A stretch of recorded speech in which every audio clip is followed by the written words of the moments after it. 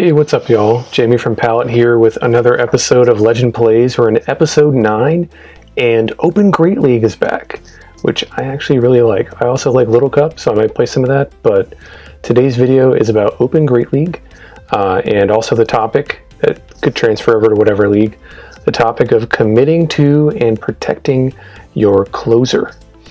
So I am going to go straight into giving the shout out to Smash King for the team I'm using. This is Umbreon, Defense Deoxys, and Shadow Nidoqueen. And I'm going to go ahead and jump into match 1.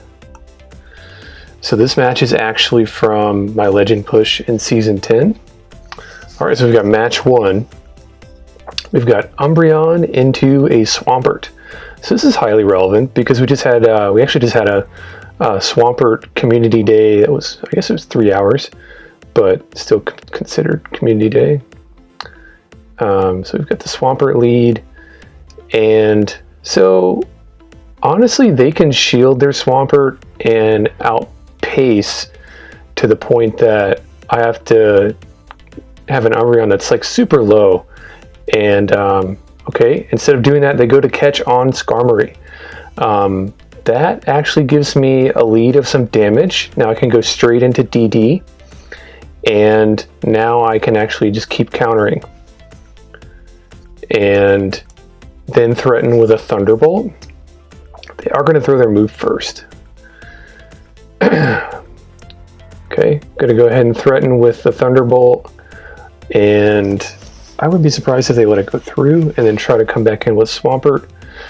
They do let it go through, and I have to do one more counter, and then they come back in with Swampert, and they put pressure on me by doing the CMP there. I'm going to let this go and still get off the Psycho Boost. And I still got Umbreon who can come back in. So we got their first shield, and then they come in, they snipe with Registeel. They just sniped with a lock-on down, and this is before Zap Cannon. This would have been last season before the Zap Cannon addition. So we got Flash Cannon. So I let the first one go through because I don't think I'm going to get locked on down here before I get off at least 2 Earth Powers. And we know that we've already got one of their shields, so one of these has to go through.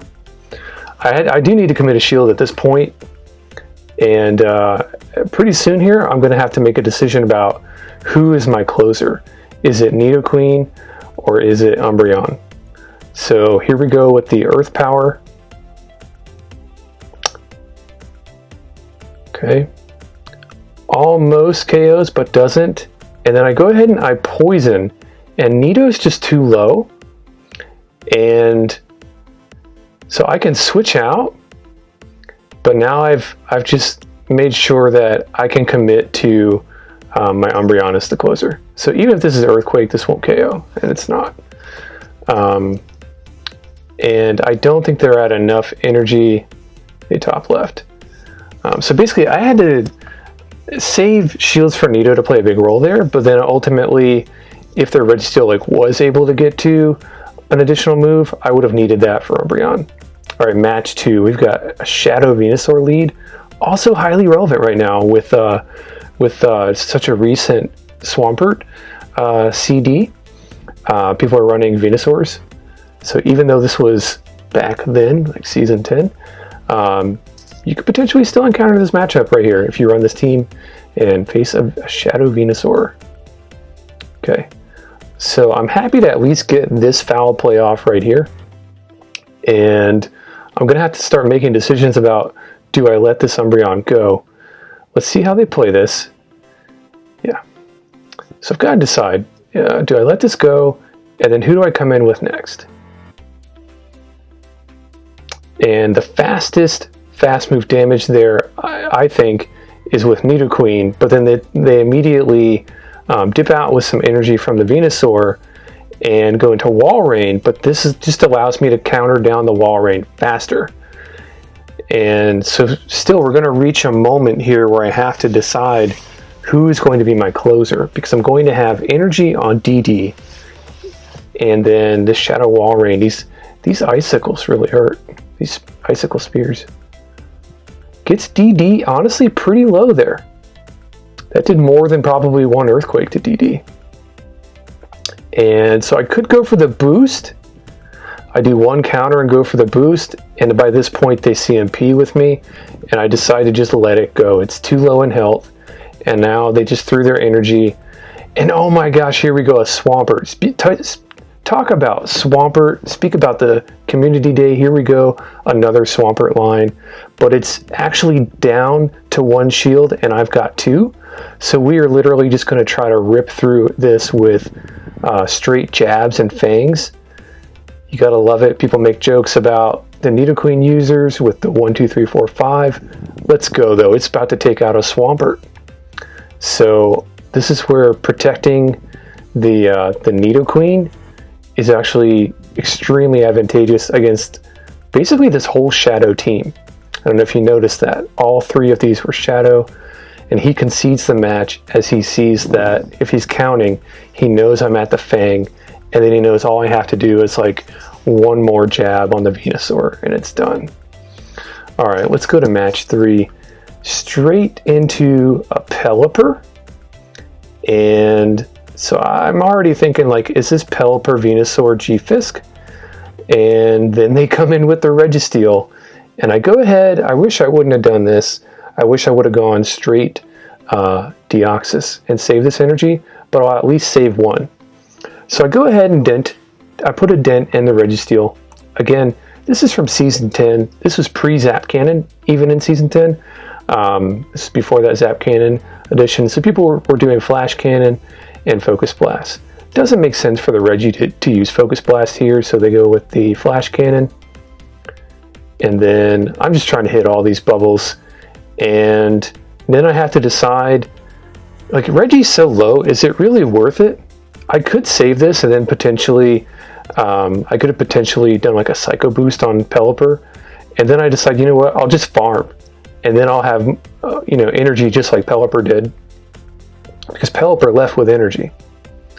Okay, so we see the Pelipper come back in.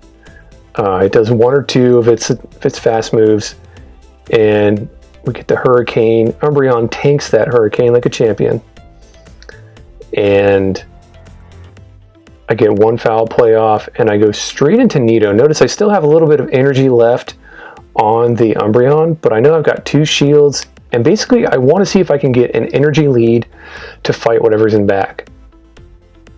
Okay, so I keep going. They go for a 4th, and they don't make it.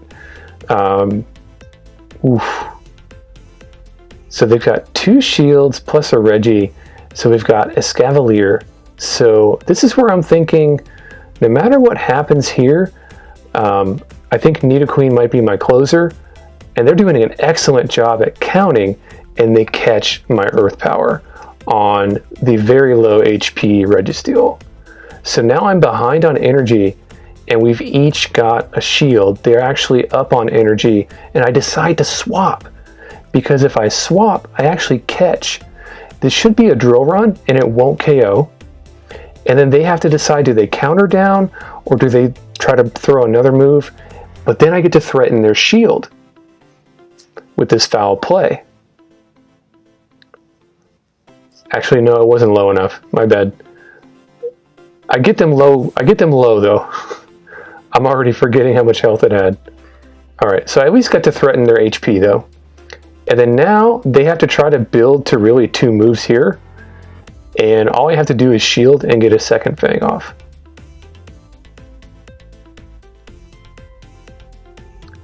Alright, and that should be the game. So even though the foul play didn't threaten a shield, it still played a big deal there, and a big role in actually taking a lot of damage down. And I wouldn't have been able to KO with those 2 Poison Fangs had the foul play not hit first.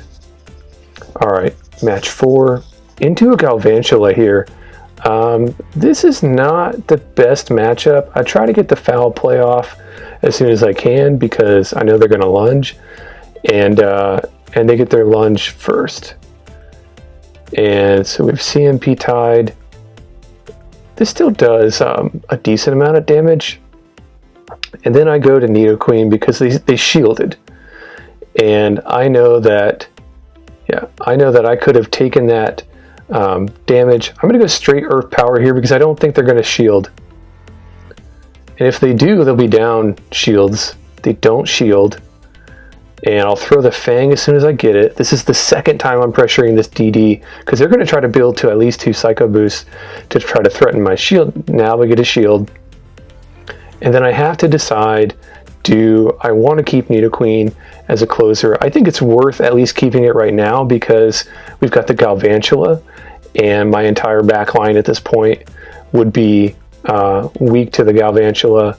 It probably has somewhere near a lunge loaded, and so that's where I do have enough health to still survive a lunge.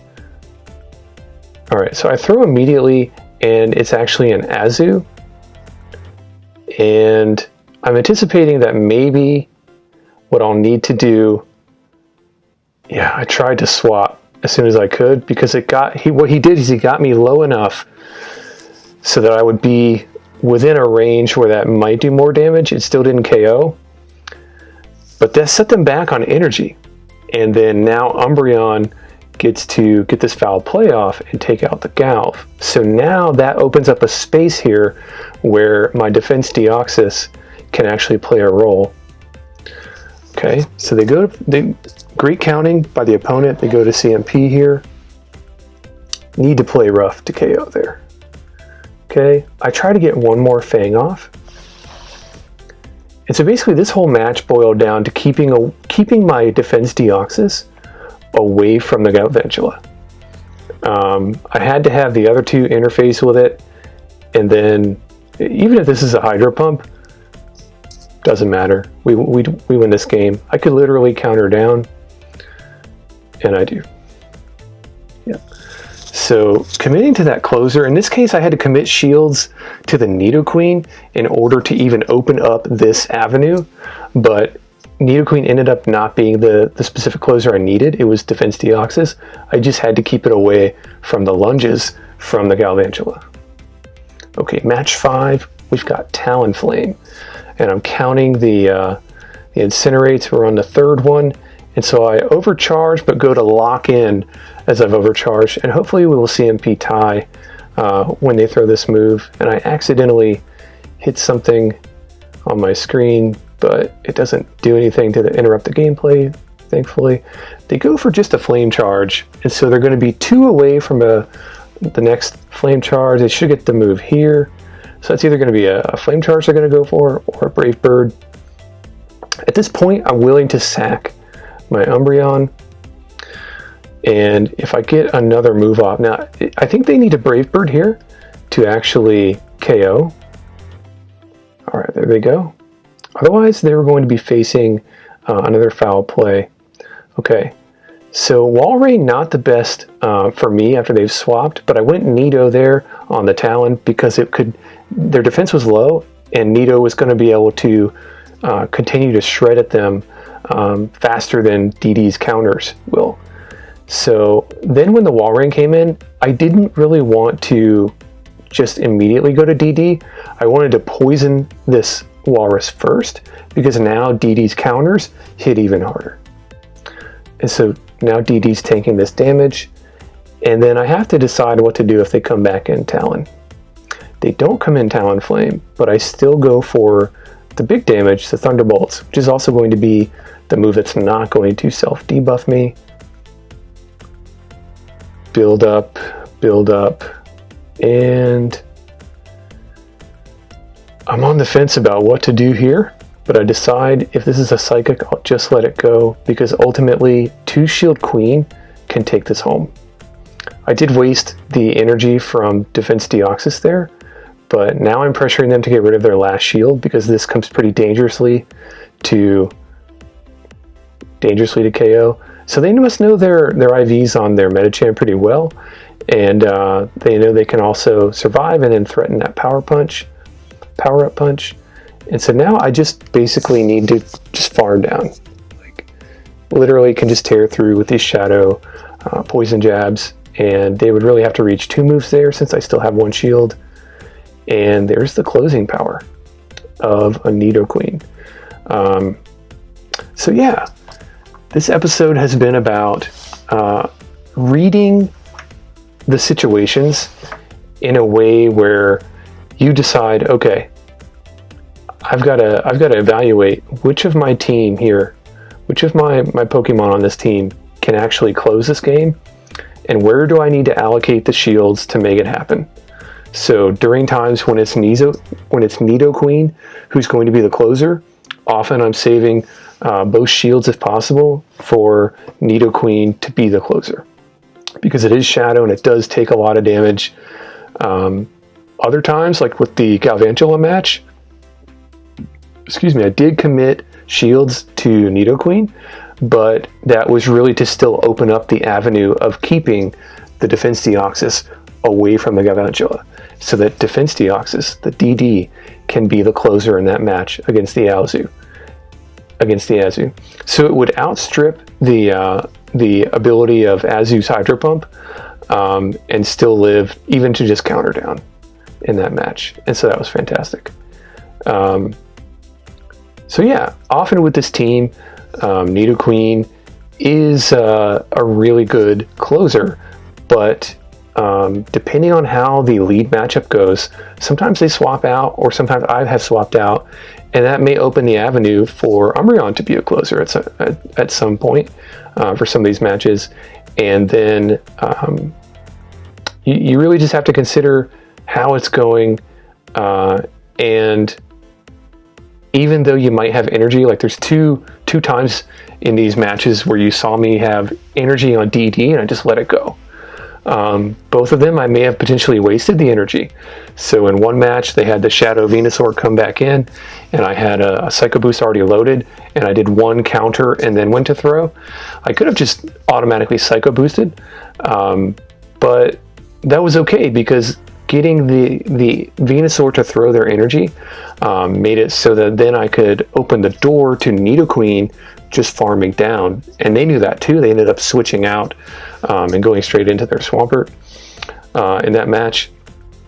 And then in the other match that I just played, we saw me letting Defense Deoxys go basically with, like, I think it was either 2 or close to 2 Psycho Boosts loaded. But the dilemma that I had there was, I do want to save Nidoqueen as 2 shield closer, and if I throw this energy and they actually let it through, I don't want their Talonflame to be able to ramp up before I'm able to switch to that Nidoqueen. And so you can see in a lot of these matches, it still pays to think about that decision making about, okay, how do I position my closing power to close this game, and how do I allocate the shields to do that? So I hope these 5 matches helped illustrate at least how you might do it with this Umbreon DD Nidoqueen team. But think about it for your own team as well. And again, we are in a part of the Interlude season now where Open Great League is back. So let me know how it's going. And thanks for watching this episode. Peace out.